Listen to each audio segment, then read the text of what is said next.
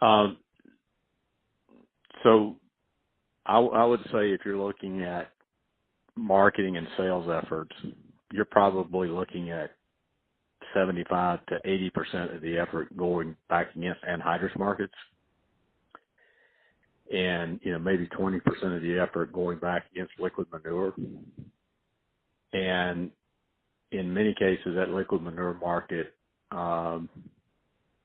it was the result of just a few people focusing on that activity, and few, I'm saying probably less than 5 for sure. So I'm trying to just get clear in my mind. So I would say in the manure market, there were some very localized, strong successes, with penetration in a few, maybe a local dealer believed in the activity, the product, the concept, and was able to really make strong headway in some localized areas. I think there's potential for probably significant upside in the manure market itself. I don't know what percent of the market would be in the manure market, though, right? Okay. So there's upside in that space, but what percent of the total market is it? I don't know for sure. Why the growers, do they reduce the nitrogen as a result of higher efficiency, or they give the same amount?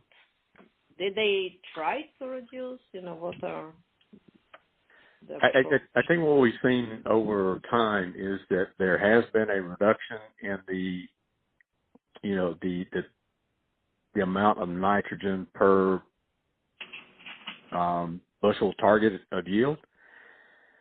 And it's because they found out really, they were just over applying. So the rate per unit of yield output, I think, has gone down. And what we may be seeing too is that for other reasons, yield itself is going up because of improved hybrids or other fertility or agronomy practices. So therefore, they may be maintaining the same per acre application of units of nitrogen, but the units of nitrogen per bushel of output has gone down probably. You could look this and check this, but you could probably say it's gone down from maybe 1.3, 1.35 units of N per bushel target down to in the range of maybe 1 to 1.1 over the last 20 years. But my question is more like, if a grower that uses N-Serve in anhydrous ammonia versus the one that doesn't use, or if there is anyone that doesn't use, do they apply a different rate of nitrogen, or they ignore the N-Serve from the amount of nitrogen they apply per acre? Good question.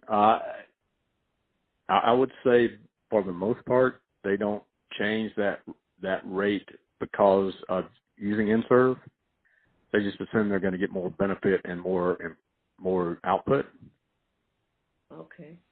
They if they're already over applying, for sure they could use that as an option to say, okay, well I can justify decreasing my rate because one, I know I'm over applying, and two, N-Serve is going to be a bit of an insurance policy for me on my performance.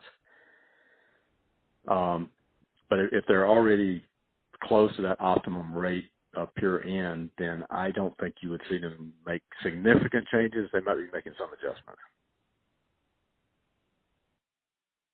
I had another question. How many of the growers that use anhydrous ammonia, to your opinion, are using N-Serve or other mode of inhibitor?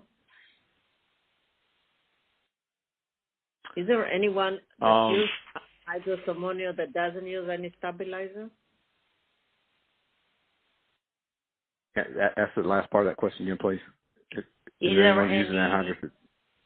Any grower that uses anhydrous ammonia, inject anhydrous ammonia, that doesn't use some